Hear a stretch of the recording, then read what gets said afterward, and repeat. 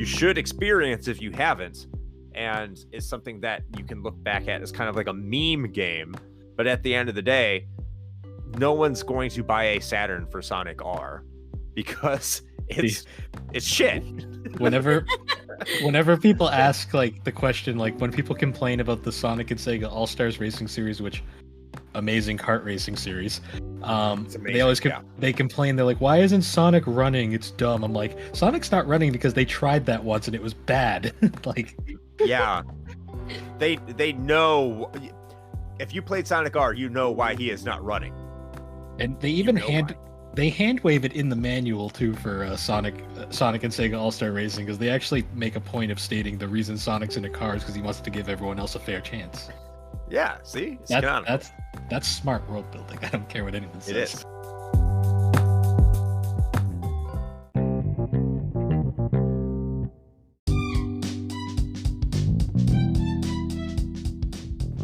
Hey guys, I'm Bill, a one-time Instagram blogger and now a podcaster. And I'm Alex, the chaotic neutral. And together we are the Gaming and Collecting Podcast, a brother-sister duo that talks about gaming. And also anime. And don't forget the collecting, sometimes. Ah, forget it. We're just a nostalgia podcast at this point. But anyways, guys, thanks for joining us as we discuss the games that shaped us. So, normally I do my how you been thing, but we actually have a guest this time. Chris from Retro Hangover is joining us for this podcast. How you doing, Chris? I'm doing okay. I'm a little upset. I mean, how I've been is a question I would like too, Bill. Now I'm upset.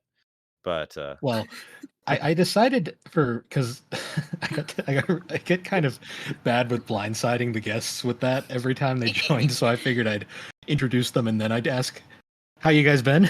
shortly after. It's kind of fun though. Well, what happened was Josh completely broke us when we had him on, and I've just never been able to top it. He's never He when we had Josh on, his literal response was just a pause and then it just a "Who, me?" and then it just completely broke all of us. I've just never been able to top that. Josh is great. Yeah. But yeah, it's great to be back. I am happy to be talking about the topic at hand today, a system that is far superior to the N64, and I think that is entirely relevant. And I'm making good points with Alex by saying that. So I am happy. Alrighty, best guest we've ever had. There we go. I'm happy to be here today, Bill. I'm happy to be here, Alex, as well. Thank you so much for having me. Just picturing Alex and Josh confusing that poor lady at Retro World again over the goddamn N64 and Jaguar. I mean, I was just saying straight facts, and Josh just didn't want to accept the truth, But it's okay. I know deep down he knows the N64 is garbage and the Jaguar is where it's at, but he just doesn't want to admit it. Does the N64 have Rayman? No, it does not. Exactly. The N64 has Superman 64. That game's garbage. And Buck Bumble, also the Jaguar. Garbage. The Jaguar has more than one shmup. Exactly. That's true.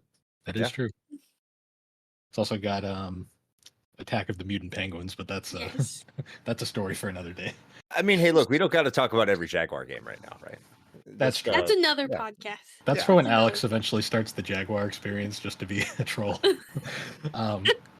It's not informed at all. It's just me shitting on the N64 every time. It's not hard to do. Exactly. Yeah. That would make for entertaining content. You know what? I'm going to make a rank list of our guests, and you're S tier. Good job. Thank you.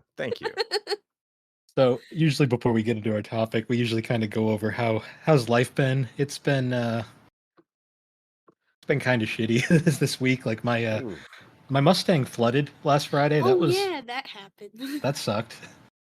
The carpet is still wet in it, and I'm kind of concerned that there's mold now, but other than that, it's been a relatively quiet week.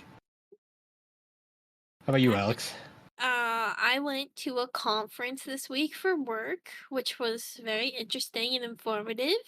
But now I'm back at work today, and it's like, I had so many emails, and I was like, I was gone for 2 days. Why do I have 100 emails? Oh, it was very overwhelming. I spent like the first half of my day just going through emails and answering emails, and I was like, why do I have to do this? So that was my morning, and then I threw my back out at work. Well, kind of last night and at work today, so my back really hurts, and I'm sad. I'm sorry gonna to go hear. cry in the corner now. Goodbye. It was a good podcast. Just get some Salonpas. You'll feel great. She's just doing a bit. She'll be fine. How you been, No, Chris? I'm not. I'm not Otherwise, doing a bit. My back does hurt. So mean to me. That's it. I'm quitting the podcast for the 50th time. That might be the charm. she It quits is. every episode, but she always comes back like 5 minutes later. Before Alex interrupted, how you been, Chris? Otherwise, I don't know if I can compete. My Mustang did not flood, mostly because I do not have a Mustang. I guess lately it's just I don't know. I've been playing a game. I don't know if you've heard of it. It's called Dark Souls, and yeah. this game is very frustrating, yet at the same time very rewarding. I'm like allured to it. It keeps drawing me back, and I at the same time feel like there's no reason for me to be drawn to it because there's a lot of bullshit in it. And that's pretty much my life because I have to get ready to record an episode about this game, and I know it's a long game. And so I go to work and I just kind of waste my life because there's not really a lot to do there until there is. And then when there is, it's a bunch of people saying stupid stuff, which I'm sure sounds like Alex can relate to at the very least. I'm sure you Yeah. two you can as well, Bill. I got paid to But dig around in the trash today, so I mean that's fair. I got What? I got paid. Yeah, I get paid to just sit there and stare at a computer the entire day and talk on Discord and wonder if I'm doing anything. So that's just regular work. I can't bitch because I am getting paid to do relatively nothing. So when I get out into the real world, once I retire from my Navy life, I'm quite afraid because I think there's going to be an expectation for me to do something. And I don't know if I can cope with that quite yet. So that's something I'm going to have to learn at some Yeah. point. Can I be a regular functioning person in the adult world? I have no idea.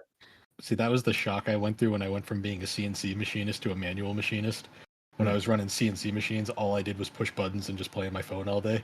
Now I actually have to do things, and I can barely touch my phone, if ever. Yes. Just don't put your arm in there. And if you're losing a lot of weight, that's usually a bad sign. Yeah. But I guess to give context on the digging in the trash thing, we have these mold parts. He just does it for fun. No, this He wasn't likes fun. to look for golf balls in there. In case. More mold? Not Yeah. different mold. This is like golf ball yeah. molds to make the golf balls. Is that with a U? MOLD, like a kind of like a mold for like say you're making a plastic mold. Right. Okay. I thought I had a U for some reason. Anyway, continue. I'm sorry. Basically there's these parts that we have to replace on them, and rather than buying the complete assemblies to make these one specific part, they only buy the one piece that we can't make in-house, and they'd rather have me dig for the bad ones out of the trash to salvage this other part off of them so we can just reuse it. And I was like, you could have put these aside so I didn't have to dig in a giant barrel full of metal sharp shit. But whatever, it's fine. I got paid. It was a pirate. He was It's looking for like- the one piece. The one sounds piece that like was you're- missing. Oh, yes. It's a One Piece Odyssey. Yes. I need to finish that. Anyways, Bill, continue. I was waiting for her to bring up One Piece. But yeah, it's just It's typical inevitable. company saving money, but employees not thinking ahead, and so it makes other employees' life a pain. But oh well, it happens. Now I have to like de-rustify them though, and that involves just like sandpapering them for like hours. So Wait. I'm gonna spend the majority of tomorrow on a lathe, just like brushing rust off of these metal parts. Didn't you say you reach your hand into sharp rust objects? Like, do you have to get tetanus shots on the reg? Oh, I had gloves on. I was fine. Gloves Sure. will protect Yeah. me. Yeah. They had like a 4D 2 saving throw or something like that. I don't know. I didn't get cut, so I'm pretty sure I'm fine. But yeah, Yeah. that was my day today. If you have lockjaw in a few weeks, it's not because of that. You know, No. before we get into our topic, the only other thing I want to bring up is, it's Halloween season now, so everyone's doing the spooky games, except for me and Alex, because we just ignore that until the week of Halloween. We do a Halloween episode, but Are you Mormon? no, I just I'm kidding. Morbid, and I was like, wouldn't that make us want to do more spooky?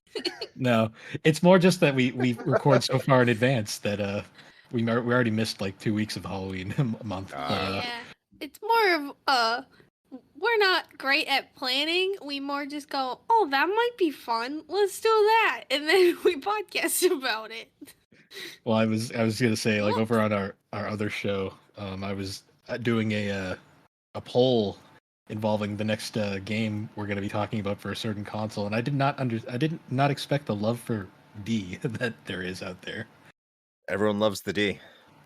I mean, I'd say so, but that game is like cannibalism, the game. So, yeah, I'm looking forward to talking about that one though. Because I honestly like, I was thinking it was going to be Alone in the Dark, and I'm like, I don't want to talk about Alone in the Dark right now. I just did like a year ago. So, shameless plug to Retro Hangover. Yeah, go check out that episode. Yeah, it's great. It did really well too, by the way. I'm glad to hear that was a fun one. That was really fun. Before we bore Alex, though, I figure we should probably get into our topic. No. So, we've done a bunch of console retrospectives in the past, and they've been kind of fun for the most part.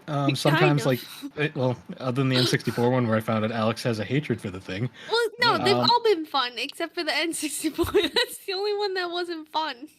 Yeah. That one made me angry. And one of the ones, so out of all the consoles I really wanted to talk about for the show, like the one that I truly like was looking forward to was the Saturn. And I figured we'd bring Chris on for this one because Chris is probably one of the biggest Saturn fans I know in the whole podcasting community.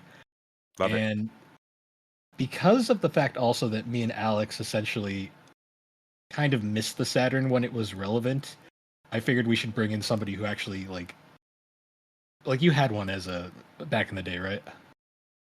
Yeah, I had one back in the day. I did, yes.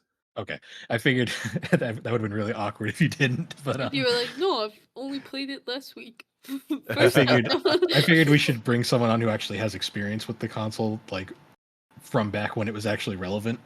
And hey, I watched a bunch of YouTube videos in the past year, and I can say, like, my experience with the Saturn is great. I'm kidding, by the way. That's fair. But I mean, that was my main reasoning for bringing in guests for these episodes, because like for the most part we've been doing the console retrospectives solo, and the whole gimmick with them has been I've been the one that knows stuff, and I've been kind of introducing Alex to the consoles. Yes. But it's more fun if we have more people to bounce off of for these. So I figure actually to start, Chris, how about you give your history with the Saturn? Yeah, sure. So I don't remember the Saturn actually coming out when it came out in like May 11th, 1995. I'm sure we're going to get into the specifics here, but I don't remember that. Like, I know a lot of people today, I was kind of joking about the YouTube videos, but a lot of YouTube videos have come out over the years and say, oh, it was the biggest mic drop for Sony when they came out and they said $299. I'm like, yeah, maybe, but when I was a kid and into video games, I didn't even know an E3 existed. So I didn't think that was a big deal. It's like one of those in hindsight things. It's really funny, but like back in the day, what kids were watching E3? Yeah, because my internet connection was totally into streaming E3 in 1995, as we all were doing, much like we do today, except we didn't. But I didn't remember when it came out. In fact, I remember being way more hyped and disappointed by the 32X. I remember it coming out and wanting to play Virtua Fighter and the potential of a 32-bit system on my Genesis rather than the potential for a new Sega 32-bit system, because I don't actually remember hearing all that much about it. I remember being super, super hyped for the Nintendo 64. So in Christmas of 1996, I did what a lot of other kids my age did, 10-year-olds. I asked for a Nintendo 64 for Christmas so I could play Mario 64.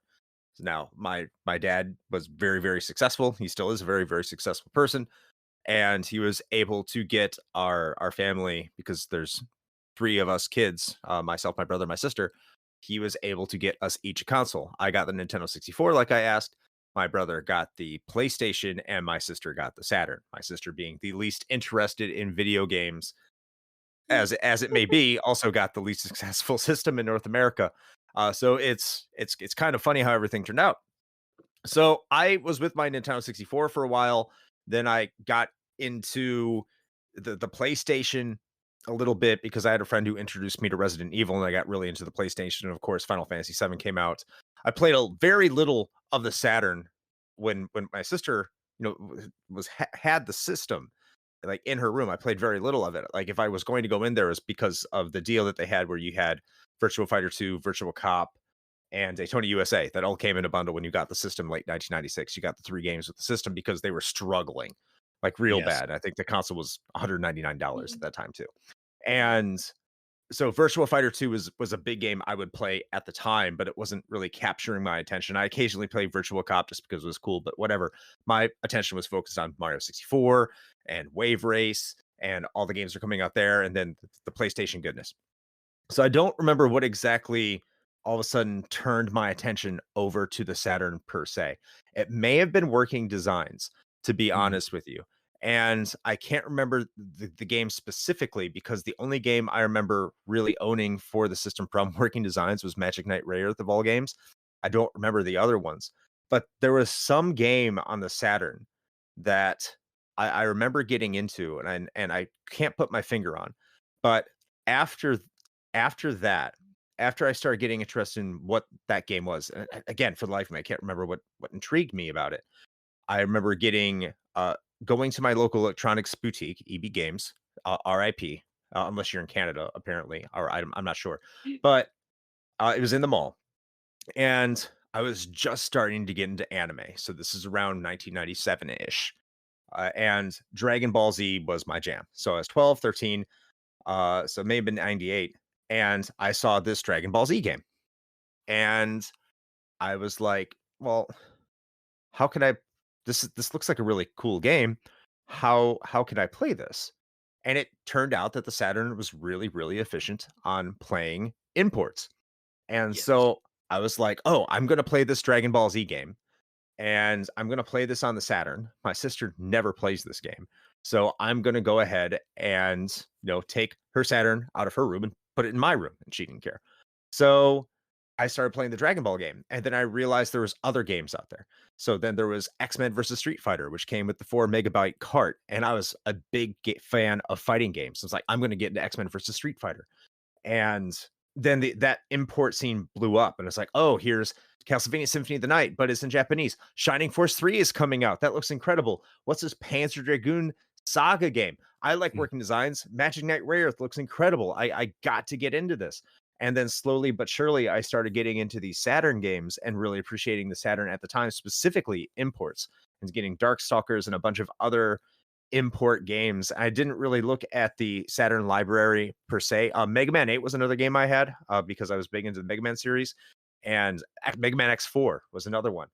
And these were the games that I was playing on the Saturn, and I was finding that there was a unique experience there that could not necessarily be found on the PlayStation and 64. Now, it wasn't necessarily my console of choice at that time because, first of all, just my tendencies and my tastes at that moment was more into the PlayStation specifically, with the secondary one being the N64, just because what your tastes generally are as a young kid in the 90s. But the Saturn, I did find, had a lot of experiences, especially in the fighting game genre, which was something that you definitely could not find on the N64, and had severe penalties for loading times when it was on the PlayStation. That if I wanted my fighting game fix, particularly in the 2D genre, it had to be on the Sega Saturn. So that's where my love for the Sega Saturn was.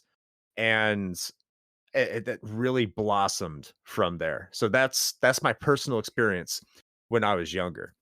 Flash forward many years, because after I joined the Navy in 2003, my parents, well, my mom, she essentially sold off my entire video game collection.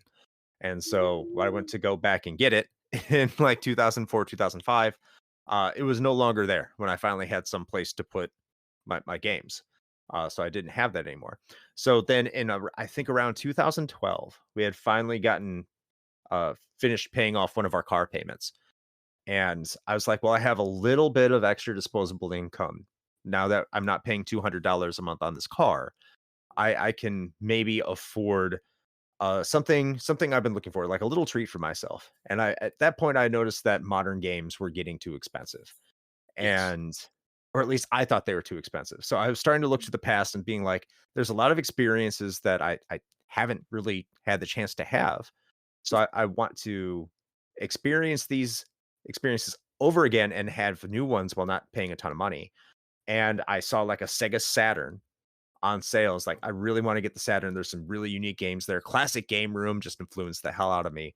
Mhm. So I saw a Sega Saturn for $60. It came with Mortal Kombat 2, Nights into Dreams, 2 controllers, a 3D controllers, all the connections and everything like that. I was like, I have to get this.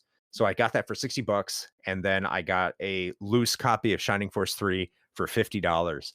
And I was like, I am so happy. I was even playing this on this like shitty little LCD TV, and the picture was horrible. I was like, man, I guess it didn't look like this, not knowing that the difference between LCD and a CRT was significant. I had no idea at that time. But I was like, wow, like we really put up with a lot back then, because this was like ass, but I still was having a lot of fun. And that's actually what spurned my collecting my collecting obsession. And ever since then, I've gotten more and more into what the Saturn had to offer, going back and revisiting a lot of the games from my childhood, finding new games that I was into but never really had the opportunity to play, and just becoming a major Saturn fanatic over the past 10 years, just because of those experiences, those games that were released that we weren't told about, and so many games that were kept in Japan and not brought over here, just because the struggles that Sega of America was having and their inability to successfully market to a North American audience. And I couldn't be that's why I'm so happy to talk about the Sega Saturn today, because I still think, as much as it has been covered in the online sphere in terms of something being trendy or something like hidden gems or whatever the case might be, I still think there's a lot of people out there that don't understand just how amazing the Saturn was, especially in Japan. It's this conceptual thing that I think a lot of people casually understand, but until they actually put a controller in their hand and play it, I think it's something that not everyone can fully appreciate, because it is a really special system, and that is what people in Japan also thought. Not totally. It's actually really funny. Like me and Alex, like growing up, like so, like the Saturn, like we basically missed out missed the Saturn entirely during its Yeah. lifetime. And I've mentioned this in the past, but like the neighborhood like area that we were from was bizarre, like in terms of video game tastes. Like we were like the lone PlayStation family in the entire area. And it was like everybody had N64s, which in hindsight was arguably Alex's personal hell, probably. But Yes. I knew to stay away, even at a young age. well, knew it I was always trash. remember being like super envious of all the N64 owners, because like at the time as a kid, I didn't really Why? understand. Well, because as a child, you don't have full access to I would have looked how. at that controller and said, "That's no good." So, Walked right away. as I'll preface, as a kid, the only games I owned were Crash Bandicoot 3, Final Fantasy 8, Tiny Tank, and a bunch of licensed games. And at that point, I'd see like people playing like Mario 64, Conker's Bad Fur Day, Banjo Kazooie, F-Zero X, like just all these like games that looked super interesting at the time. I mean, they're all great games, but I hadn't really discovered what the PlayStation library truly was, because I was just too young and didn't have any money. So it was just one of those things that you, as a kid, you never really experienced.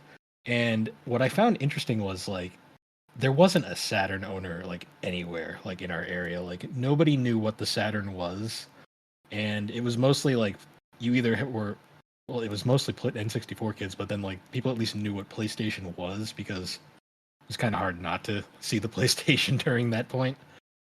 And I don't think it was until like the early 2000s when like Classic Game Room like really started like popping off on YouTube that I saw the first real glimpse of the Saturn, which was ironically after I discovered the Dreamcast of all things.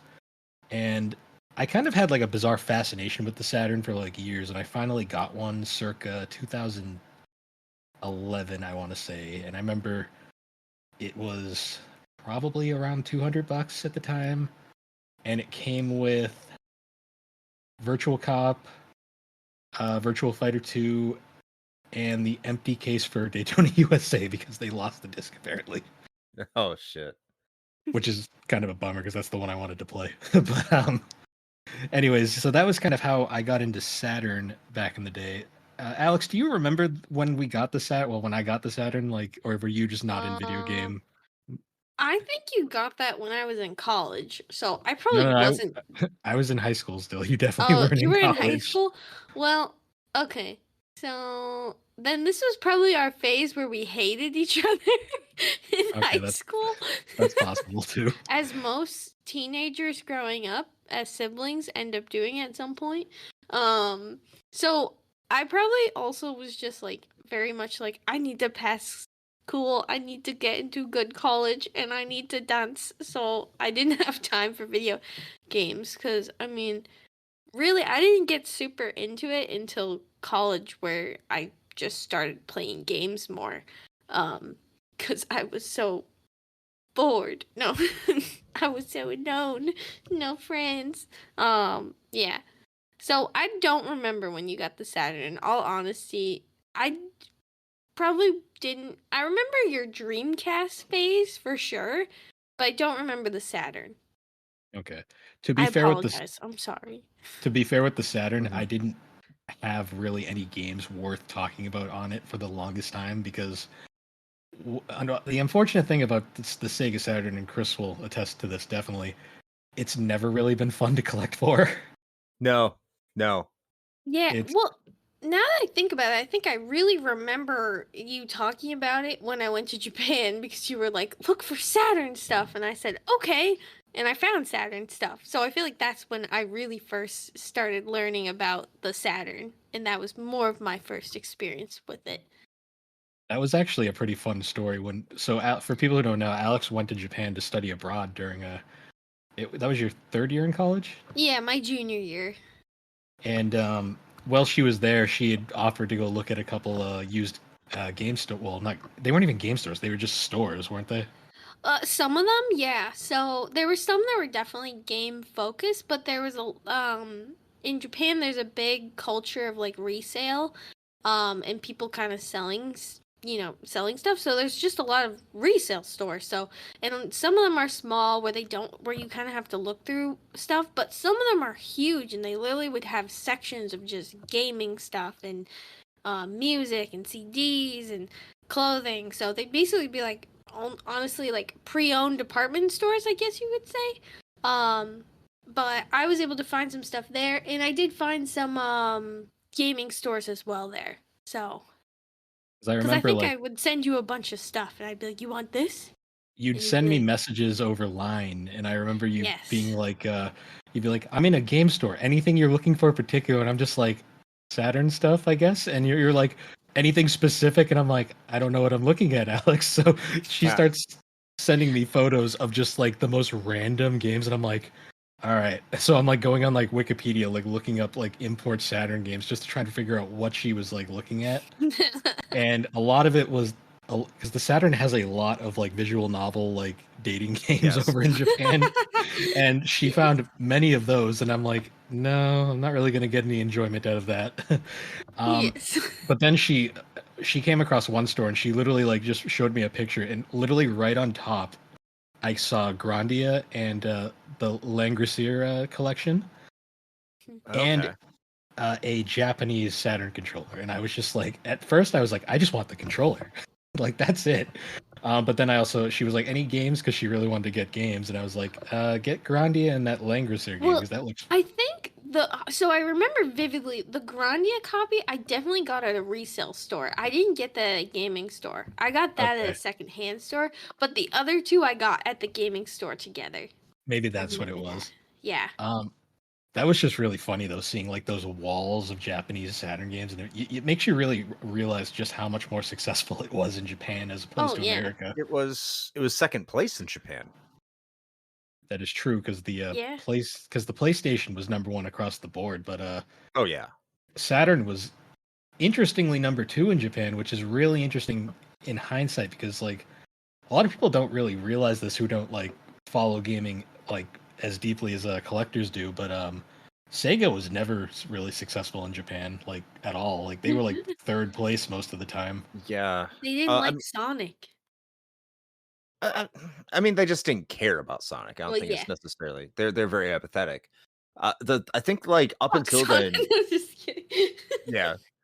But up until the Saturn, I would argue that the most successful system in terms of how it competed when it was on the market was probably the SG-1000, because that came out the same day as the Famicom did, infamously, and the Famicom obviously stomped it into the ground. But from what I understand, like the first year was a lot closer than one might think, before developers really started to understand how to take advantage of the Famicom's hardware and add the MMC chips and do scrolling and everything like that.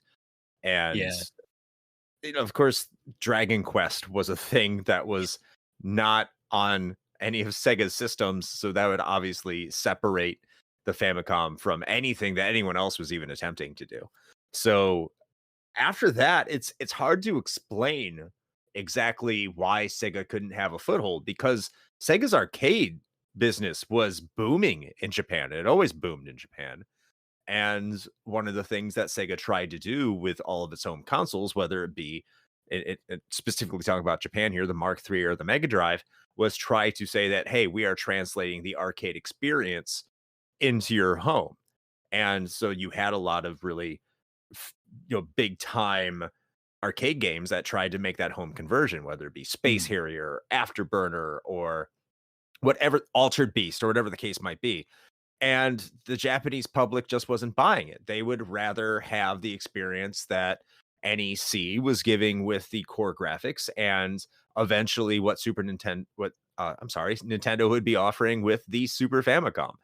And they found more value in that. You could say that's because of RPGs, but the PC Engine didn't, especially with HuCards, did not have a lot of RPGs, not until it got to the CD releases.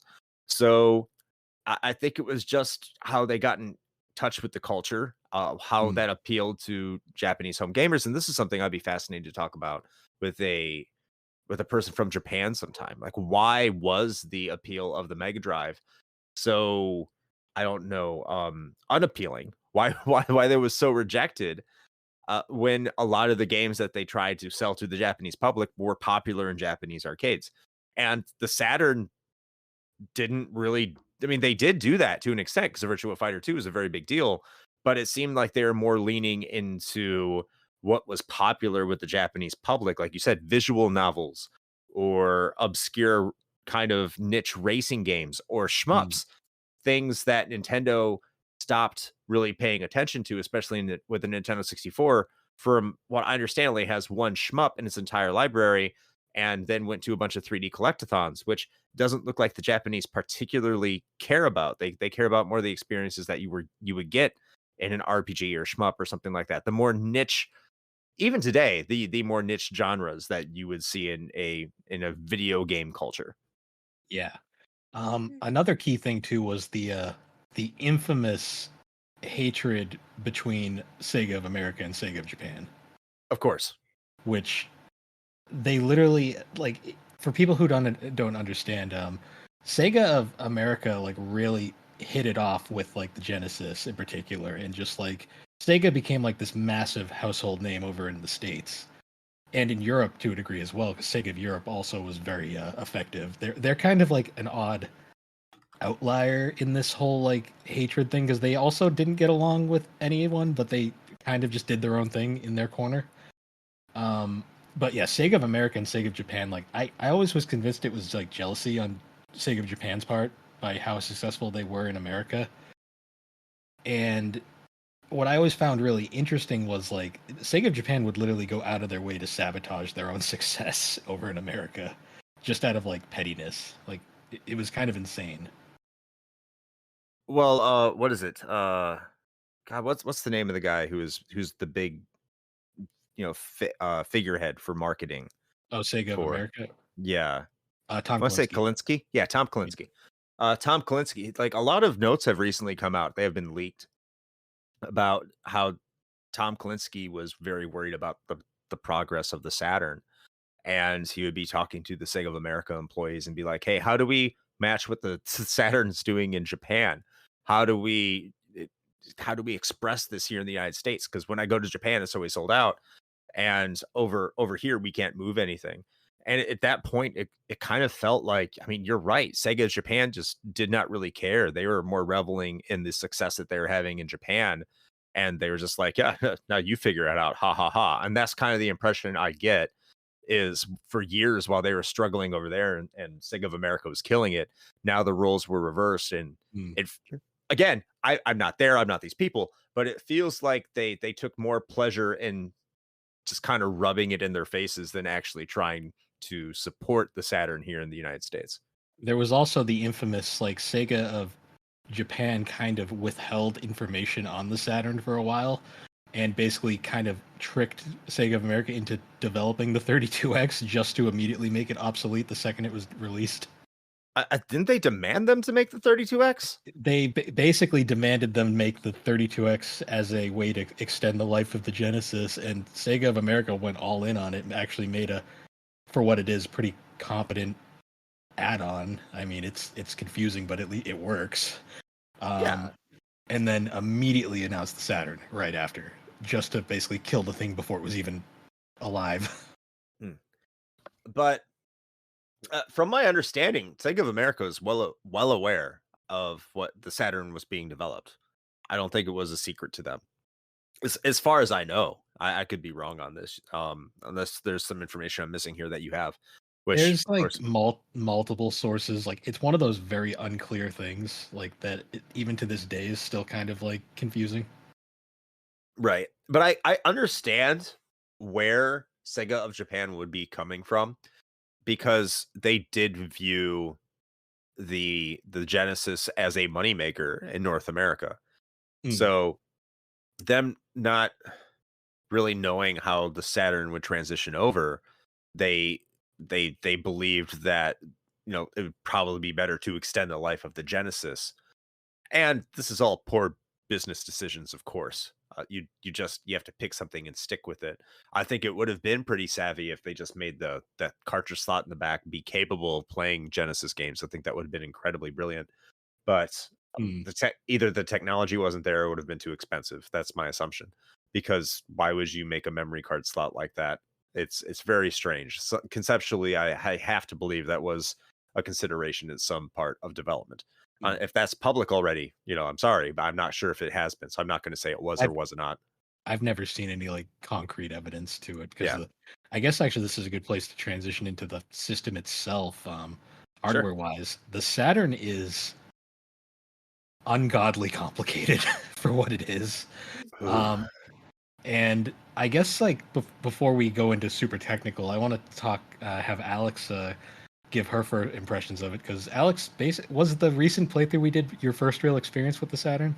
Yeah, I'd have to say it was. Yeah, I'm trying to think if I ever played it in Japan, like with a console or something. I don't think I ended up actually playing it in Japan, so I'm pretty certain when we played all the games, that was my first experience.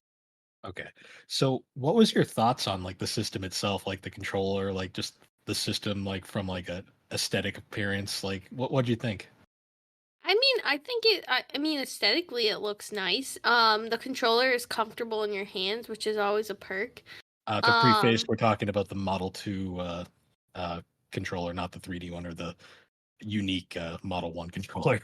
Yeah. Yeah. All right. Well, the controller I use was comfortable. And I mean, like, I had fun with the console. All the games we played, I enjoyed. Yeah, it was a good first impression. It didn't make me angry, so that was always a good perk. And you Because I didn't have your discovered a console can do that. one way that I can always tell Alex isn't going to enjoy a system is if after playing a game she complains that her hands are cramping. She didn't do that with the Saturn, so that was a good sign. Yeah.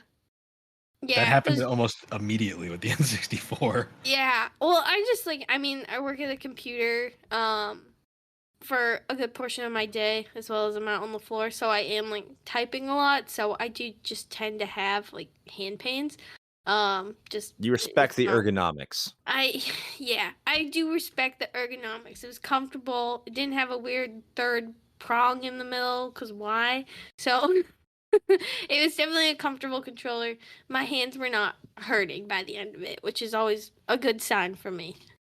And to get into that now, the Saturn in terms of controllers is pretty interesting. The most well-known Saturn controller by far is the Model 2 controller, and I believe that was the default controller in Japan. Yes. Yes. That's what came out with it. Yeah. Okay. I actually have a Japanese one that Alex got me, the white one with the color buttons and the red Yes. bumpers. I Very do say nice. I do like the Japanese version. I do enjoy the colorful buttons. They are quite fun. Japanese Saturns just look nice because it's like a do. white console, and I'm so used to Sega being like all like dark and like edgy, so like it's an interesting contrast. Well, remember when the Saturn launched in Japan, it was a gray and blue color. Oh yeah, It wasn't- that one too. Yep. So like the Model 1 Saturn, yeah, it had the same design as the Model 2 controller, but it wasn't the white, pink, and colorful controller. It was more of a gray and blue one. Okay. Yeah, I've seen those too because Alex actually sent me a picture of like the controllers when she was in Japan, and I remember seeing a bunch of those, and then the white one really stuck out to me because it's such a striking looking controller. And I guess getting into it, like this controller, like has grown on me so much over the years. Like, I think you call it like your definitive 2D controller, Chris. I consider it to be the best 2D controller ever made. Yes. It's very well designed. Like it's not too big, but it's also not too small. So like your hands fit in it just right. The shoulder buttons are very nice and like comfortable. It's got all 6 face buttons on the front. So fighting games are like a snap, and then the D-pad is like it's like the Genesis D-pad, but just better. Yes, 100%.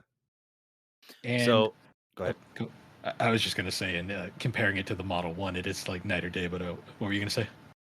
No, I was just going to continue to lavish praise on this controller, which if you want to hear us talk more about controllers, this was an episode on the Gaming Collecting podcast earlier about them.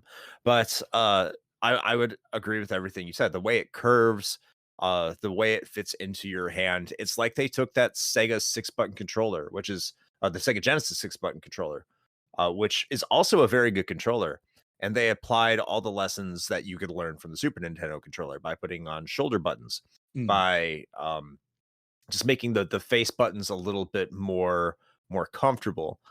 Your X, Y, and Z buttons are still a little odd because they're smaller and they're convex as opposed to concave, but they feel a lot better than they do on the Genesis 6-button controller. Just the D-pad itself feels like really soft, but at the same time it doesn't feel cheap or too mushy. So they really balanced it out, especially with the D-pad itself, because going back to what I just said, the Genesis controller, for as good as a D-pad that it does have slightly hard edges on the edges of the D-pad, whereas the Saturn controller doesn't really seem to have that problem. They're much more rounded. So if you're going to play a fighting game, if you're going to be rolling that down to forward to do a fireball, it feels incredibly more natural on a Saturn controller. If you want to move left to right, it's something that you can do as well. It's more that the versatility of this controller, what it can do for 2D games, is what makes it exceptional. Because I do recognize for Nintendo games, the Nintendo D-pad on the Super Nintendo is much better for a game like Mario. I do feel like you can play a pure 2D platformer with a Super Nintendo D-pad probably a little bit better than you could with a Saturn D-pad. But in terms of almost every other application of what you would get with a 2D game, yeah, the Saturn controller just absolutely dominates. Yeah. And then I'd be remiss not to mention the Model 1 controller that they gave us in America, because it is Gross. it it's literally like take the Model 2 controller and just warp everything so it's just weird in every way. In an almost kind of endearing way, but not in a good way, if that makes sense. It's Like, it's like they wanted to reinvent the Master System controller in a modern sense. Uh, if you look at it, if you look at the controller, it looks like they took the Genesis 6-button controller and then added shit around it. Um, yeah, I don't know how else to describe it. The shoulder buttons suck on it. They don't they're have like these a lot of give. huge, Yeah. clicky, like plastic things that barely function. They have no give. Like, you Yeah. can't tell if you're pressing them or not. They're awful. You know what I think might have been the case? I think they took the Saturn name literally and they tried to make it look like a spaceship, Probably.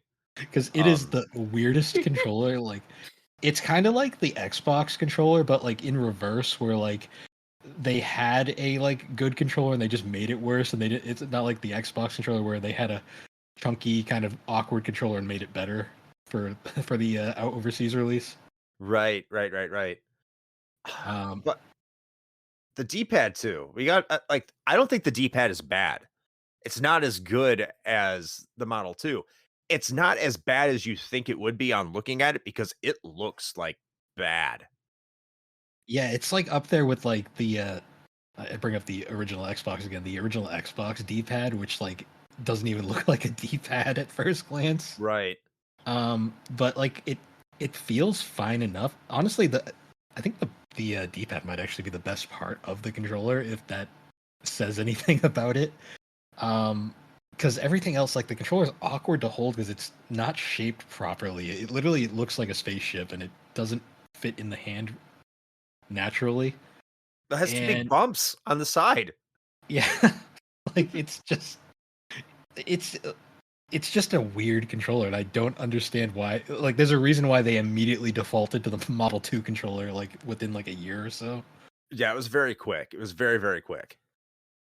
Another controller for the Saturn that's fascinating is the 3D controller that was famously packaged with Nights into Dreams. I like to. Oh, sorry. Go ahead. I was going to say underrated. Underrated Yeah. controller. It's got the most unique analog stick I think I've ever seen on a 3D like control pad. I like to personally call this controller the Sega Dreamcast prototype controller, only it's better than the Sega Dreamcast controller. By far, yes. Mostly because it has a competent D-pad, and the analog stick is not hard. Well, it's hard plastic, but it's not like whatever the Dreamcast analog stick was trying to be. So there's a lot of things going on with the Sega 3D controller that are worth mentioning. First of all, I do think that the analog pad, whatever you want to call it, because it's not a stick, it's definitely a pad. Like a that kind bubble. of sucks. Yeah, it sucks. I'm not going to sit here and try to sell you some snake oil about the actual purpose of this. Is that no, like it feels weird. It's kind of like a I don't know, I guess a 3DS, the 3DS nub. If you and I don't like playing 3D style games with the 3DS nub, but it's a little weirder than that, because it just kind of rolls around. It's almost like a semi trackball. It's not the most comfortable. It's not the best. It is. Yeah. I was Go just ahead. going to say it is absolutely one of a kind in terms of analog sticks on a controller. That's a way to put it. One of a kind. Absolutely. It is one of a kind. And I will say that the D-pad on the 3D controller is I think it's really good. I think it might be a little bit better than the Model 2 D-pad, if I'm being honest. And something else is that the triggers on the back are analog. Something that And the Dreamcast and Xbox would later borrow. yes. And you didn't get that with the PlayStation until what? The PlayStation was it the 3, PlayStation and 4? No, Was it PlayStation. 3 that? Yeah, they sucked ass on the PS3 controller though. Yeah. They were bad on the PS3. It was a difficult analog, but they were analog. But like the GameCube was analog. They borrowed from it. Hmm. But the PS2 didn't. That was digital shoulder buttons, even though the face buttons were oddly pressure Pressure sensitive. sensitive. Whatever. Yeah. Yeah, that's a fucking horrible idea. But like it's something that really separated itself from that generation, having those shoulder buttons. So you could play a game like Sega Rally Hmm. with a racing game, and you could control your throttle with a variable amount of pressure, as opposed to anything you could do with a racing game on the PlayStation or the N64, where it would have been great for a Gran Turismo to have a function like that. So I Yes. think like if you could play Gran Turismo with the Sega's 3D controller and that was something that functioned, I think that would be actually be a really good time. I also bringing up the 3D controller, it has two particular quirks to it that I still find hilarious, even though they're completely unnecessary and they don't really do anything, honestly. My favorite is the power cord is removable for some reason. Like that I've always found really interesting. Yeah, it's I feel like there was an add-on that they planned that they just never incorporated or yeah, something like that. it's hard to plan, add-ons when you're not the market leader, When your right? system's dead in the water as it is. Oh no. In the And largest market, right? And then my other favorite feature is it has a switch between analog and D-pad, which is just cute. Like it's completely unnecessary nowadays, but like just the idea that's like, oh, I'm playing analog, I just want to switch to D-pad just because, and you just flip a switch down at the bottom. That's just funny to me for some reason. It's also great for resetting the calibration on your analog nub. That is true, because it does get kind of loose every now and then. Ah, it's so finicky. I highly do not recommend you use that if you have a game that's compatible with it. Yeah. You'll be tempted. Don't do it. Yeah, I learned that quickly. Like, it's compatible with Sonic R, supposedly. It doesn't really make the game any more playable, though. There's a lot of games that they say it's compatible with, and then you try playing it, and like I immediately swap it back over to the D-pad So one because game ugh. we didn't play this one just because it was not really a multiplayer game, but the one game that I actually find it kind of interesting to play with is like Panzer Dragoon Saga. Like I found it somewhat functioning for that game. But granted, you spend a lot of that game in menus, so maybe I'm just overthinking it. Well, it was a novelty. It was Hmm. definitely a novelty in that game. It worked fine.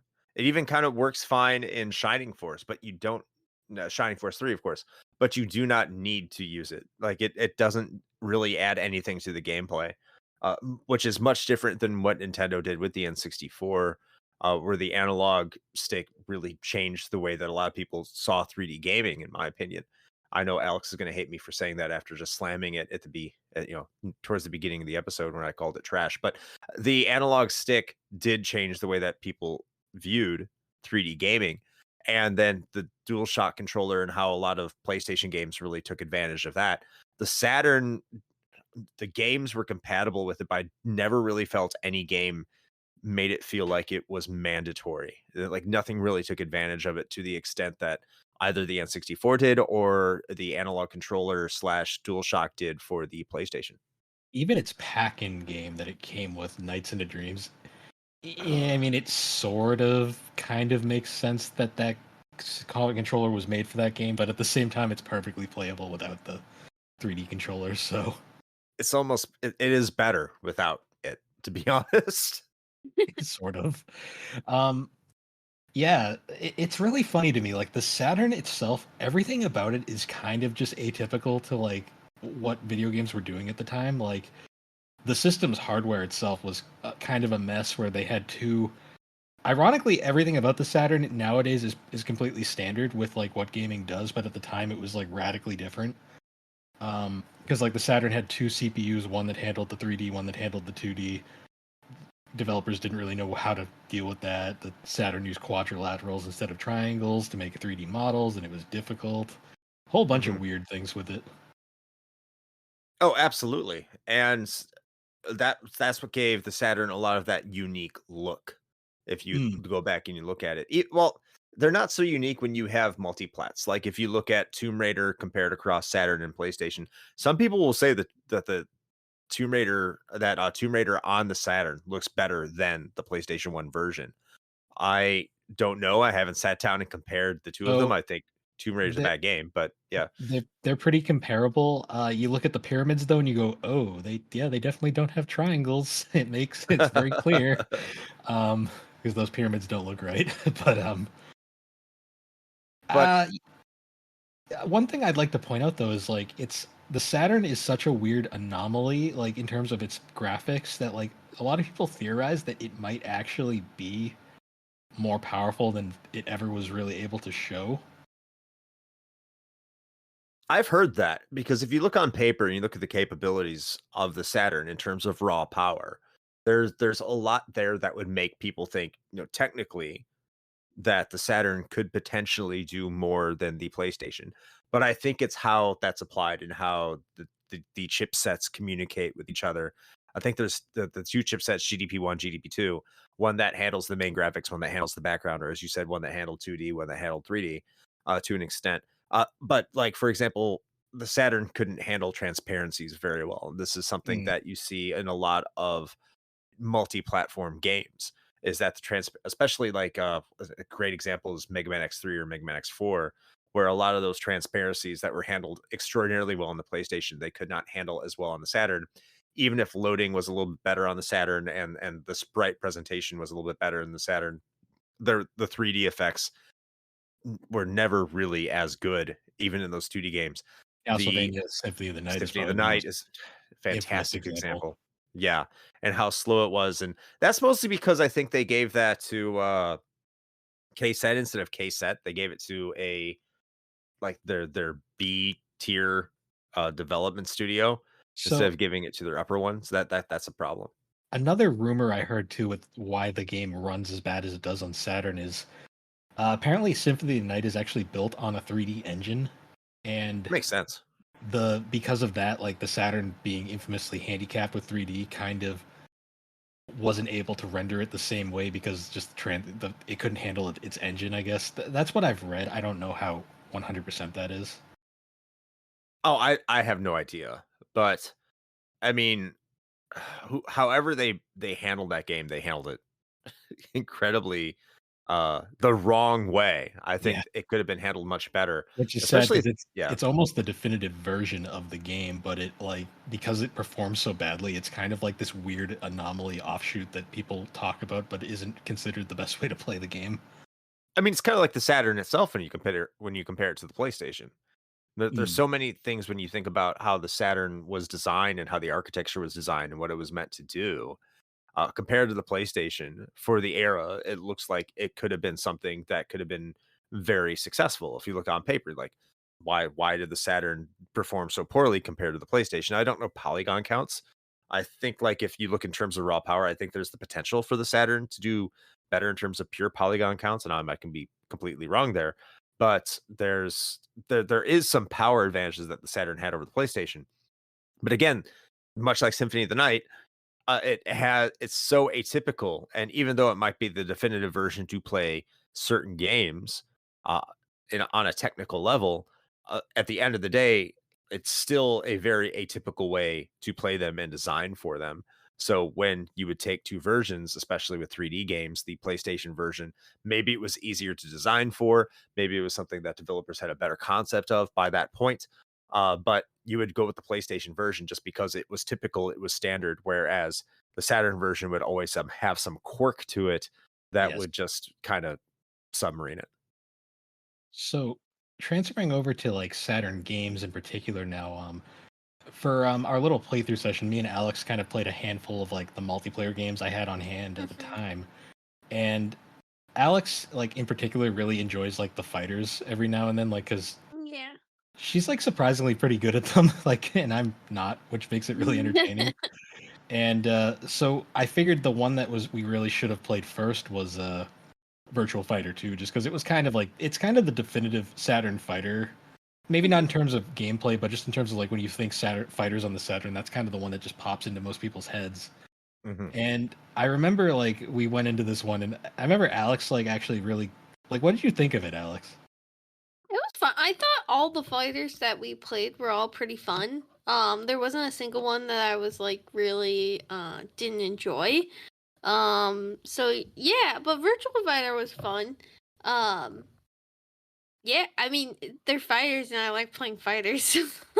What I thought was amusing was like we played Virtual Fighter and then immediately played Fighting Vipers after, and like the drop in quality from Virtual Fighter to Fighting Vipers is very entertaining because it's like you can definitely tell which one had most of the budget. I don't know though, it was kind of fun though. the one with the lesser quality was still pretty fun to play.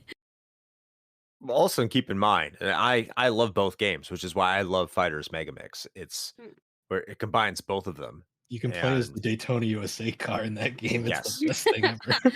Wait, did we play that? No, I don't have Fighters Megamix. It's on my. I'm on the hunt for it. I wish we did because What that a would have been. disappointment. I wanted to play as the car. Fighters Megamix might be the most fun game on the Saturn. I'm just saying that right now, because you can play as the car from Daytona USA. You can play as. That's all I want. There you go. You can play as a giant bear wearing a sombrero.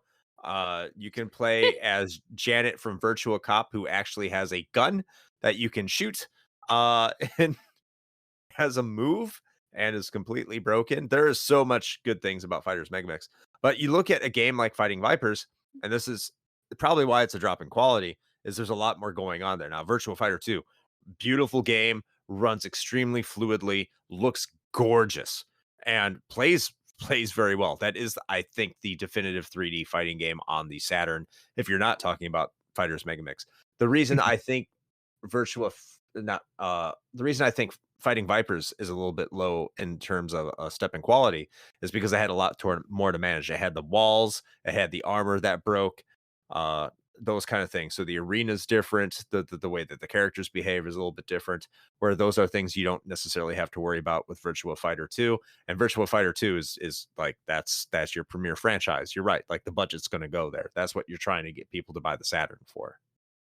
I remember when we played it, like this was like my favorite moment. Was it when Alex saw the graphics for Virtual Fighter 2? Like, I don't know if you remember this, Alex, but you literally went, "This is Saturn? Wow!" Like, yeah, no, it looked really good. I was not expecting it to look that nice. I won't lie. I thought it was gonna look a lot worse. Well, because then I immediately showed you an image of like the 32X version of Virtual Fighter with the the blocky models, and you were like, "Oh, that's ugly."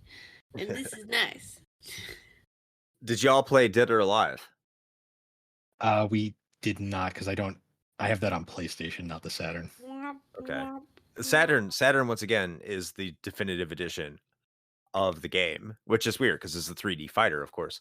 Now it has completely unrealistic jiggle physics to your delight or disdain, whatever you feel like. I like laughing at it because it's just incredibly cheesy. I always think of the Screw Attack review where it's just like Stuttering Craig going like on and on about how like great the game looks and talking about the physics, and then he immediately goes, "Oh, the fighting's pretty good too." And it's just like, oh, the internet was a different time. Yeah. But it looks really good too, Dead or Alive. I don't think it came out here in the States. That's one of the biggest problems. Yeah, but it's a fantastic port on the Sega Saturn. I'd say it probably looks a little bit better than Virtua Fighter 2, but Virtua Fighter 2 is also released in 95. I think Dead or Alive was released a few years later. Yeah. We also played, because I wanted to show off a 2D fighter too, because the Saturn's like bread and butter was 2D games. So we played Street Fighter Alpha 2, which is a pretty good port on Saturn, all things considered. What did you think of that one, Alex? Because I don't remember exactly your thoughts on it at the time. It was fun. Well, no, the best part about that one was I picked the worst player, and Bill let me pick it, let me play as it, and then at the end told me, he's like, "Yeah, that's the worst stats in the game," and I was like, "You jerk! Why did you let me play?" We were at the player select screen, and Alex just like literally goes, "Who's Dan? I'm gonna play as Dan." And I just sit over in the corner going, "Okay, Alex, you play as Dan." And then she got annihilated, and she was like, "Why did he suck?" I'm like, "He's the worst character." No, I was very close to beating you with Dan. It was a very close call every time. No, yeah, I remember that because I was like, "What the heck?" Like, normally this would have been fine. And then Bill's like, haha, you picked Dan. And I was like, haha, fuck you, Bill. Get out of my house. Oh, wait, we were in your house. Never mind. But yeah, Dan's that's all awesome. I love Dan. He is the meme character though of the series. He is so good. I love playing as him. He has the 3-kick hurricane kick activation. He can get up close with his fireball that does damage. He has a taunt super. What characters have a taunt super? Dan does. And he says something today, Boyardee. I think he says chef today, Boyardee when he wins. Chef today, Boyardee. Well, that I didn't is a win character with him, so I didn't get you to can hear get it. behind. Get good, Alex. That's all it comes down to. All right, he is a I'll good have to character. practice get with good. Dan. There you She go. actually did win most of the rounds. That's the funny part. I was so close to beating you with Dan. You know, if I had played with Dan like the last round after I got a hang of the controls, I probably would have beat you that round too. Next time. That is a very pretty game on Saturn though. Like they transferred that from the arcades very well. Yeah, it's actually considered to be the premier port of that game. Is it? Yes. If even you go better. back, well, if you go back to 96 when it came out on the PlayStation and Super Nintendo, it was considered to be superior to both those versions. Obviously, superior to the Super Nintendo version because the Super Nintendo version is a small miracle, but it's not as good as the PlayStation or the Saturn one, obviously. But the Saturn one, yeah, it has more frames of animation from what I can recall, slightly faster loading times. And so it's the best port of the game for home consoles at the time that it was released. Now, of course, we've had arcade perfect versions come out in subsequent releases throughout the years. But yeah, back in 96, it was the best version of that game.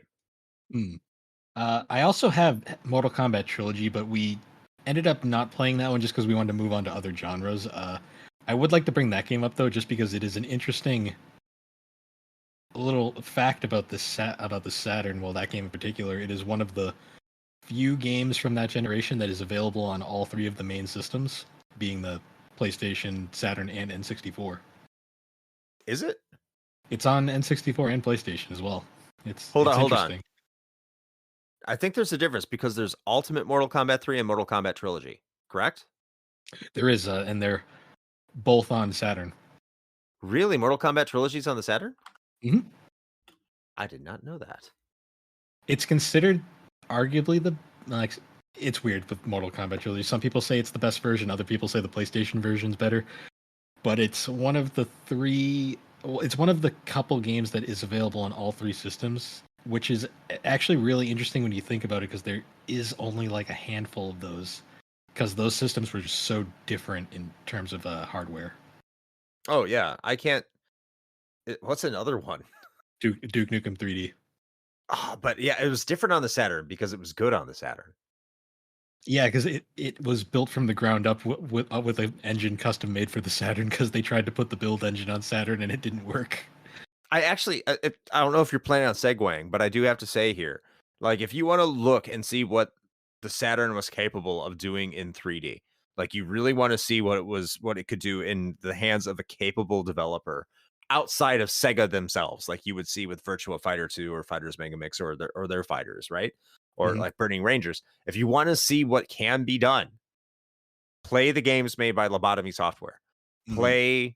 They don't play the best today because they're first-person shooters on a 2D controller. I get it. It's going to be a pain in the ass to play.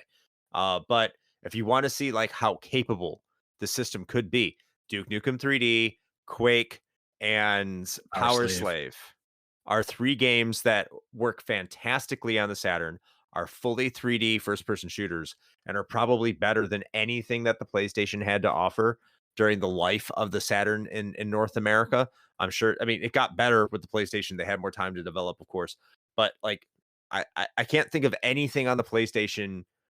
Doom's really good on the PlayStation, but in terms of being a showcase of what a 3D first-person shooter can do, I don't think there's anything on the PlayStation that compares to what Lobotomy Software was accomplishing over on the Sega Saturn. Yeah, those games are all phenomenal.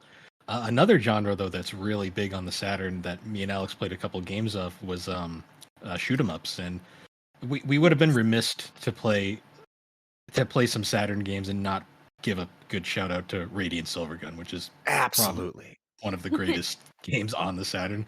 And I Yes. loved it because Alex had sensory overload after 3 seconds of it, which was really amusing. That game is a lot. There's a lot going on at once.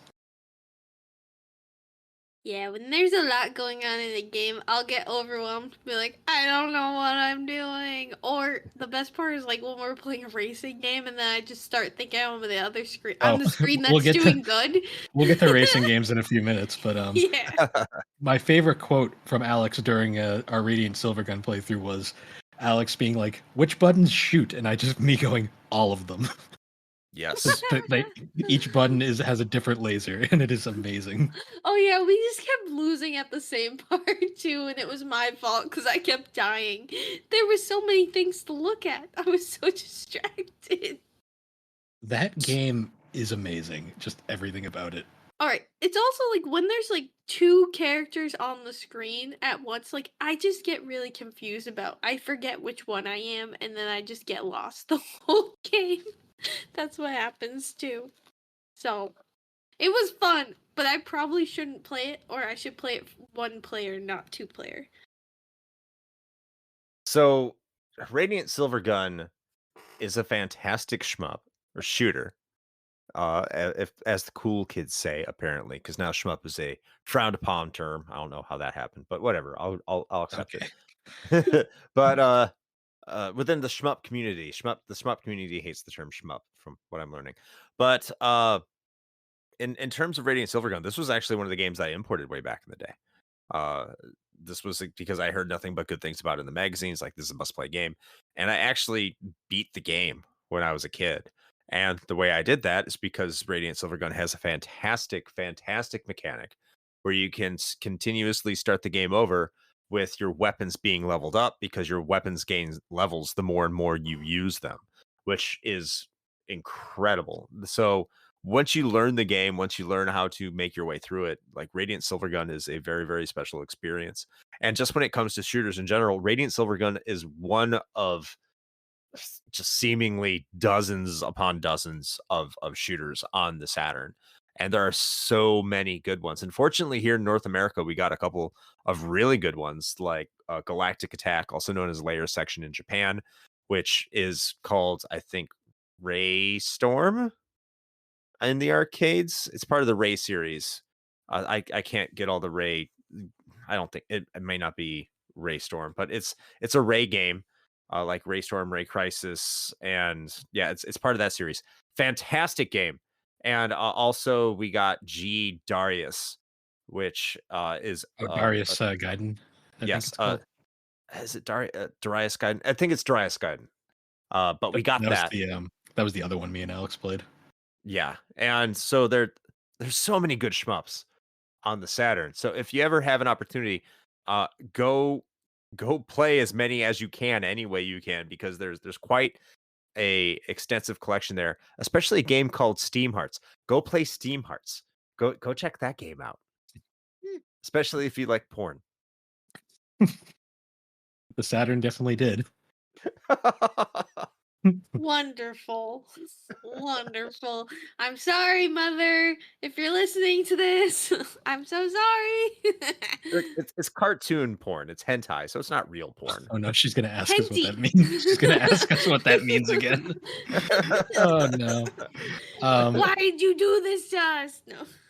My favorite part about Radiant Silvergun, though, this is just kind of a meta thing, is the fact that the game has one of the biggest downer endings in any game. Yeah, where humanity dies, and it's just the end. Okay. Great game though. Exceedingly expensive though. It is the one exception to the usual rule about Japanese Saturn games being cheaper. Oh, not anymore.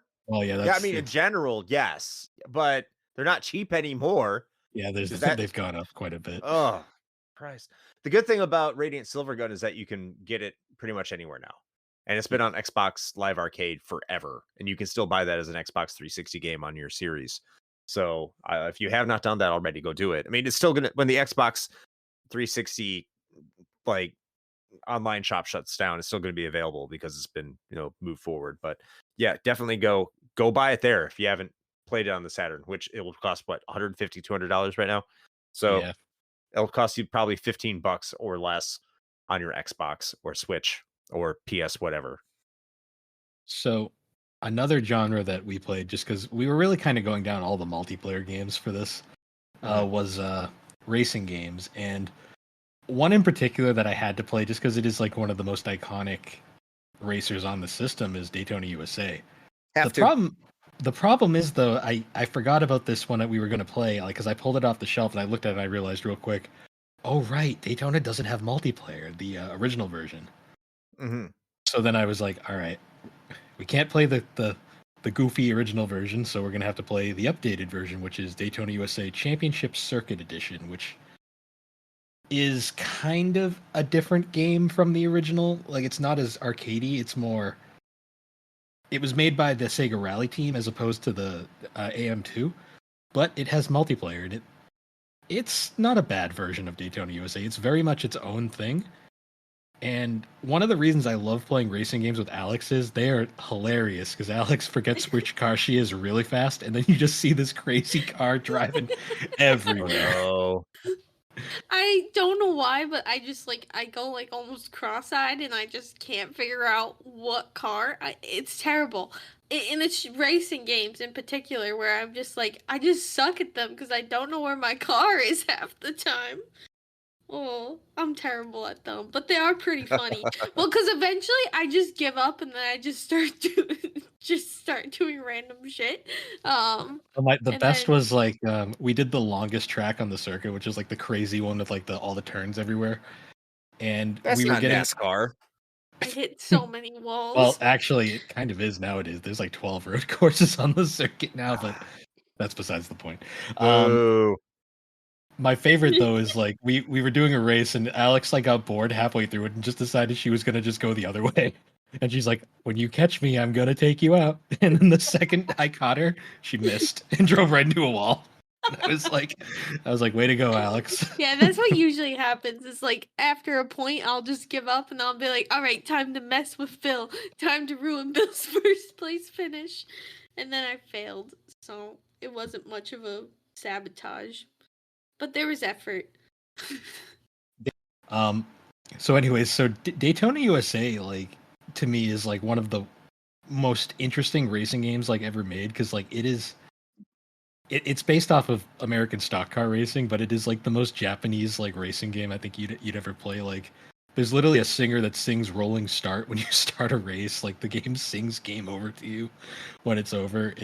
Just everything about it is charming, and that's honestly one of the downsides to Championship Circuit Edition is it doesn't have the same music, and it's a bit more realistic in a lot of ways.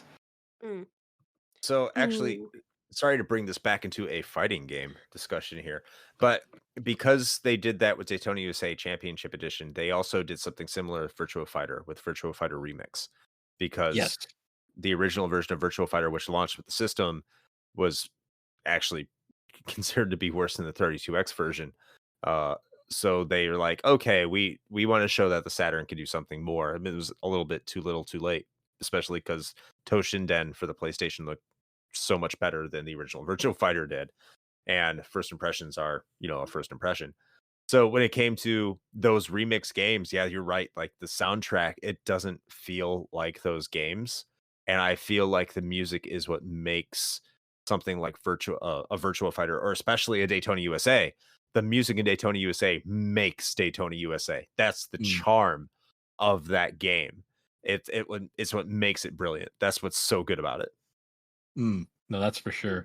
Which is really interesting because Championship Circuit Edition actually was one of the earliest Sega games to feature compositions from Jun Senoue, the guy he's the guitar player for Crush 40 that does all the Sonic songs nowadays. And this was one of his first games. He does all the hard guitar themes and stuff. He actually got the singer from Mr. Big, Eric Martin, to duet on a bunch of songs, the main theme and stuff. It very much screams what he would do later on with Sonic games, but it's very weird hearing it in Daytona USA of all things. Yeah. It's just a shame that so much of what makes Daytona USA is the people is I can't remember his name, but the guy going Daytona like really loud. Yeah. And that's not there anymore.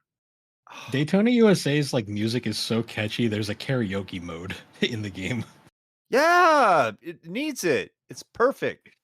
It's the funniest thing that you can play. Like I was laughing when we were at Retro World. Alex and Josh were playing Double Dragon at one point, and they were so absorbed into it that they didn't notice me standing there. So I went and just played a round of Daytona USA on the other side because it was there. Well, Sega knew they messed up too because Daytona USA on the Dreamcast has all the original music. It's actually a updated version too, with like better graphics and all the bonus content from Championship Circuit Edition. Oh yeah. Now, was Championship Edition that compatible with the Netlink, or was there a Netlink edition? Was that separate? So there's a separate version that is Netlink. Sorry, that is the Netlink edition, and that version is incredibly expensive. Yes, even though you can't really use it, but yeah, it's a very expensive piece of text on the front of the cover. Yes, like a Phantasy Star Online Plus for the GameCube. Yes. That was a cool thing though with the Saturn. It could go online, which not sure how many people actually used it, but very few. It was a thing. But if we're going to talk about racers really quick, I think racers is the one category where the Saturn actually does fall behind the other two consoles in terms of total quality and releases. I think the N64 has a ton of great racers, especially arcade quality racers. And the PlayStation has Gran Turismo and Gran Turismo 2. End of discussion. I don't care what you say about Jet Moto. If it sucks, it doesn't matter because it has the Gran Turismo games. But in terms of the Saturn, I think what I look at with the Saturn to the biggest extent is that it has the Sega Rally Championship, the rally car game, and it has Daytona USA. And outside of those two games, in terms of racing, yeah, it has like some B tier games that aren't bad, like High Velocity. It has an arcade perfect port of Virtual Racing, which that's okay. Yeah, if you like virtual racing. I never cared for virtual racing, if I'm being honest. I don't think I know a lot of people love it, but it's not something I really like. Like, would I rather have virtual racing or F-Zero X? I think that's no comparison. Or would I have virtual racing or Wipeout XL? Which is go ahead. Interesting because the Saturn had Wipeout. Well, it had Wipeout, but didn't have Wipeout XL. The original Wipeout is awful. Yeah, it's not a great game at all. No, I don't think it's good on the PlayStation either. It's just the PlayStation had the better soundtrack. But if you look at, pound for pound in terms of quality across all three systems, of course, the PlayStation is going to win in essentially every single category except for maybe fighters because of the cart slot mega memory capability that it did with King of Fighters and of course X-Men versus Street Fighter and all those games. Like racers are probably one of the Saturn's weakest points if I had to critique it, which I am. Yeah, because like the only other racer that we played was actually I forgot we played another one, but we'll get to that after. We played NASCAR 98 just because I thought it would be funny. Alex played as Dale Earnhardt. I played as Jeff Gordon. And I let him. Alex immediately crashed into the wall. Yep, I immediately crashed into a wall because I still, even though I knew the exact car I was looking at, I still started looking at bills because I just can't play racing games apparently. Well, that's why you were Dale Earnhardt. She was Dale Earnhardt because Dale was her favorite. He was my favorite, and I let him down. I'm a failure. Into a wall. Hey, he would have. Hey, you played At like least how I he wasn't lived. second. Actually, was there more cars than just us? Yeah, it was a full field. Okay, perfect. I wasn't second. That's all that matters. Because second's the first to lose. Dun dun. Yeah, that one was first. You're last. It's not wrong. It's funny though, like that was mostly a joke. We did play one other racing game I want to get into, but before that, speaking of racing games, the only other one that I can think of on Saturn that is unique is Gale Racer, if you've heard of that one. I have not. So Gale Racer is a Japan-only racing game that I had to import over. This one is interesting to me because it's a first-person, like mostly like it's like a first-person kind of like rally game, but you like the whole gimmick is like you start at the start of the racetrack and you basically have to go over like different terrain through like this long winding course. It's like super unique for the time. It's actually based off an arcade game that predates Sonic the Hedgehog, which is really interesting to me. Mm. Oh, I know that game. Yeah. The one with Sonic swinging as a as an ornament. Yeah, canonically Sonic's first appearance in a video game. Yeah. It was ported to the Saturn, and I find that one very interesting just for what it is. I'm sure there's better games nowadays, but just as a piece of history, I like that one. Cyber Speedway is another game that you might want to check out. It's very similar to a game like Wipeout, but it looks like it controls a little bit better.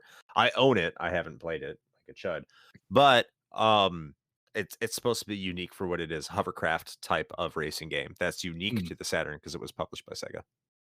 Yep. And I keep alluding to it, but we have to talk about the other racing game that me and Alex played. Oh no, because this sounds bad. Because it is arguably the most iconic racing game on the Saturn. A little game called Sonic R. Oh no. What was a time? I especially loved how you just couldn't see where you were going because the game couldn't. Sonic R is, for Saturn 3D standards, it's an okay looking game. But I was not so I'd never played 3D like multiplayer Sonic R before. I had no idea that the draw distance and like frame rate goes to utter shit when you play multiplayer for Sonic R. We couldn't see anything. Like the draw distance was that bad. Nope.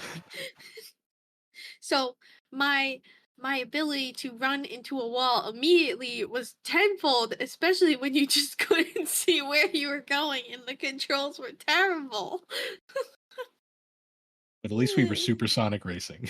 We were, and we had fun. Kind of. Is this the time when we talk about how Sega absolutely failed Sonic and probably as a result failed in North America? We could talk with the about Saturn. That. I mean, if you look at racing games in terms of Sonic R, I some people say it's a hidden gem. I am not one of those people. It does not sound like either of you are one of those people either. It's a hidden gem if you hate yourself and you love pain and suffering. I view Sonic R the same way I view Sonic 06, where I enjoy playing it, but for the wrong reasons. You hate play it. Oh, it's so fun to just see the wacky, fucked up shit that can happen when playing. Sonic R is a fucking weird. Like, they put so much effort into such a shit game. It's actually kind of commendable. I believe that. Like, there is like so many multiple like the courses are super like expansive. There's like multiple paths you can take. There's like a whole bunch of hidden content you can find. Unfortunately, the game just controls like ass, and it's so bad. But yes, Sonic on the Saturn. That was. And let's talk about that. No. But we have to talk about that because again, to open up this episode, I was talking about how I didn't even know Sonic was. I'm sorry, I didn't even know that the Saturn was coming out. I had no idea. And it took me a while to realize that it did exist. I was more aware of the 32X. And guess what the 32X had? It had a Sonic game. It may not have starred Sonic, but it had a Sonic game. What did the Saturn not have? A Sonic game. And I think what's most critical about all of this is that what were people craving at least kids? They were craving the Nintendo 64. Why were they craving the Nintendo 64? Because they had heard about Mario 64. The PlayStation, and this goes for the PlayStation too. I did not know anything about the PlayStation. I didn't even know it came out. I thought it was going to be another like 3DO. No offense here, built, but I thought it was going to flop and burn just like the 3DO and Philips CDI did. I didn't understand the appeal because I wasn't like 16, 17 years old. So I was not one of those people that's being pitched to.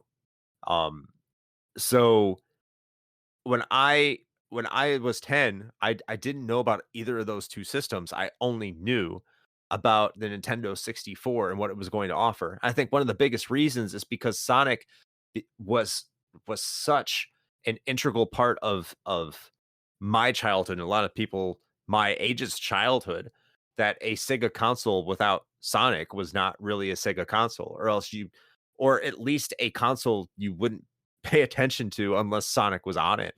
Mm. So when a lot of there's a lot of kind of revisionist, I don't want to say revisionist history, but like what's the word, like retrospective history, and said if the Saturn maybe had a Sonic game at launch, it could have done better.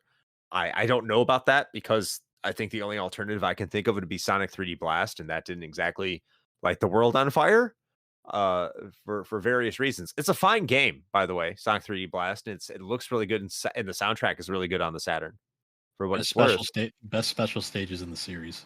Oh, it's so good. It's the Saturn version. Those special stages are great, but not having an original Sonic game at launch, and then Crash Bandicoot not coming out too much later on the PlayStation, having its own mascot. So now you're bringing in all those Sonic kids over to the PlayStation. There's still nothing for the Saturn, and all it had was Virtua Fighter 2 when the PlayStation was starting to put out that new freshness with Tekken.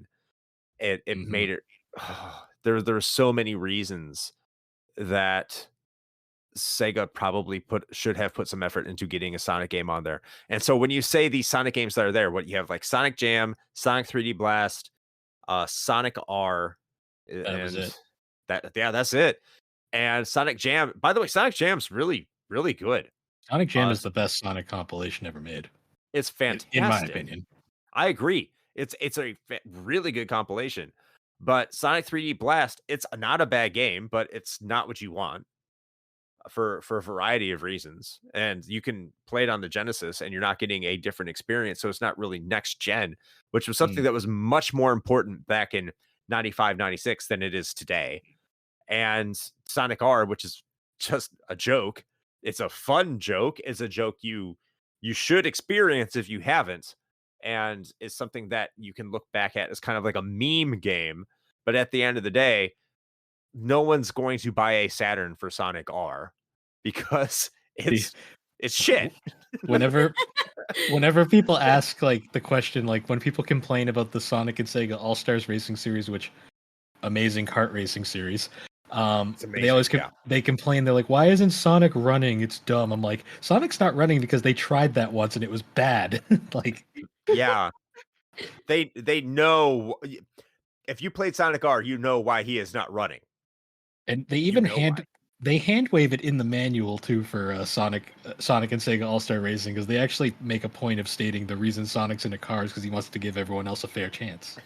Yeah, see, that's smart world building. I don't care what anyone says. It is. But yeah, going on to Sonic on the Saturn, like, I mean, everyone knows the story about Sonic Extreme and how it was this fabled 3D Sonic game that went through one of the worst cases of development hell I think any game has ever been through. Yeah, most documented, yeah. And I'm on the side of the argument that says even if that game came out, I don't think it would have helped, because I'm not gonna lie, that game looked like it would have been a pain in the ass to play. It doesn't look fun. No, not at all. It looks like they were trying to develop more around a gimmick than anything that would have been enjoyable. It also had like two separate games going on, because there was like a 3D boss version of it that was completely different from the weird fisheye shit they were doing. They didn't know what to do. And to be honest, the design of the Sonic the Hedgehog series 1 through 3, it includes Sonic and Knuckles. The way they designed those Sonic games, what do you do with Sonic in a 3D environment? Because it's so based off speed and momentum. It's not like Mario, which is careful platforming, which we all saw just kind of translated perfectly into the 3D era. You couldn't have really done that with Sonic. I can't think of a 3D platformer that really, especially from that era. I can't think of a single 3D platformer that incorporated speed and was still a good game. I can't even think of one that incorporated speed. So what do you do? It's incredibly difficult. They painted themselves into a corner big time. I mean, they couldn't have known, right? I mean, Sonic would 90 or 91. They there's weren't a thinking reason 3D. why everybody's favorite convicted felon Yuji Naka told everybody. He basically when that's a little inside joke for people. When basically when the team was proposing ideas for Sonic Extreme, Yuji Naka basically looked at them and just basically told them, "Good luck," and then that was it. Yeah. Even he had no faith in this. That's why he made Knights, because he knew that like system wasn't ready for Sonic. Actually, Knights plays a lot like a Sonic game. There's Does a lot of Sonic DNA there. Yeah. but he did something like in a style that would work on the Saturn as opposed to whatever the Extreme team was attempting. Oh, yeah, you cannot make Knights a Sonic game, but it is a Sonic game. Yes. Everything about it, like the gameplay loop is different, obviously, but like the core concepts and the speed and how you collect orbs as opposed to rings, but they mean something different. I remember playing that for my show, and I think I said this during the review. Knights is just it's made by the same people that made Sonic, and if you're a fan of Sonic games, you're going to feel at home, especially once you know what to do. And everything just if you made him a blue hedgehog and you made him run on the ground, which you can't do, so that's why you can't make it a Sonic game.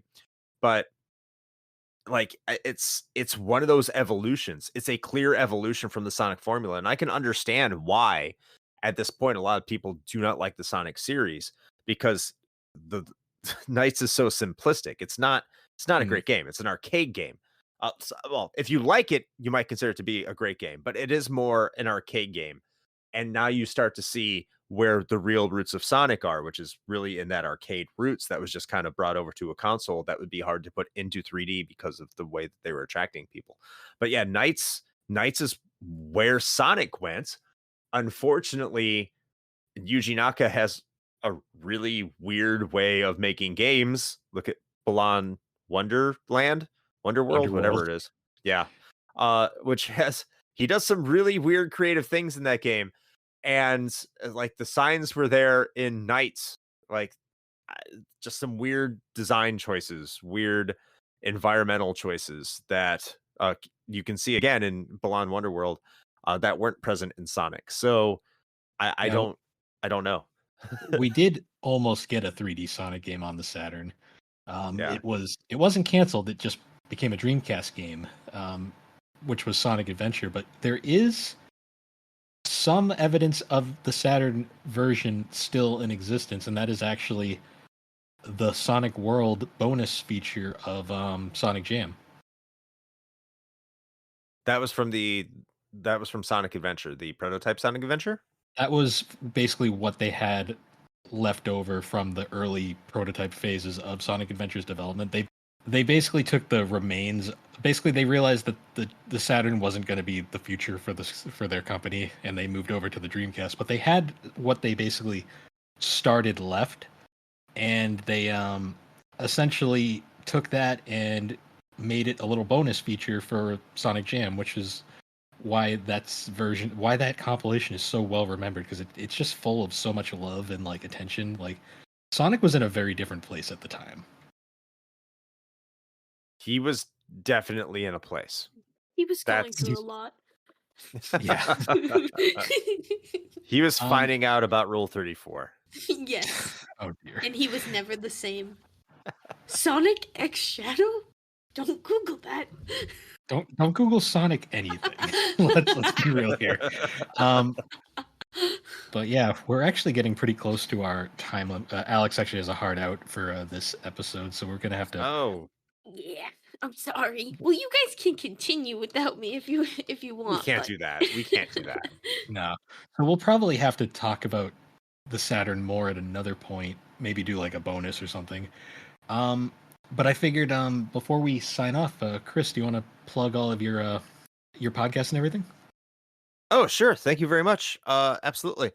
I am from the Retro Hangover Podcast, where me and my co-host Shane, we discuss a game, industry figure, or topic, but usually a game. And we go over a brief history. We discuss our personal experiences, and then we review the game based off its story, its presentation, and then we discuss whether or not the game holds up today, whether or not we think you should play it.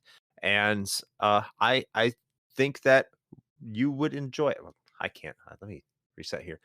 And I think if you're a fan of this show, you should go check it out because Bill has been on a couple of our episodes to include Potful Mail. Please go listen to Potful Mail because that game is obscure and you should check out that episode. And I can tell from the downloads, it deserves far more from the listeners of Bill's audience. You need to go check that out because he does a fantastic job, a tremendous job, the best job on that episode. He was also on Alone in the Dark. So if you're listening to this, is this coming out in October?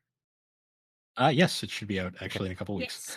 If you want to hear some spooky episodes of our show, Bill is on our Alone in the Dark episode where he talks about that there, which ties into his 3DO experiences to an extent. So, hey, you get the world of the gaming collecting podcast all in the Alone in the Dark episode. If you go over to Retro Hangover, which you can find at linktr.ee/Retro Hangover, you can find all our stuff there and go there for Bill. No, thanks for coming on, dude. This was fun. We'll Dude, thanks for having me. Yes, Really no appreciate worries. it. you.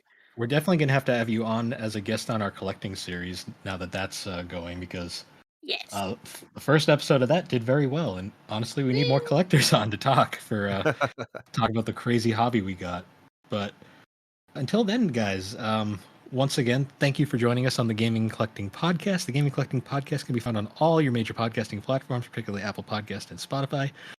You can find all of our links at linktree/thebarberwhogames, and you can join the GNC Podcast Discord server where we're all pretty nice there. Alex posts course stuff every now and then, and Yes.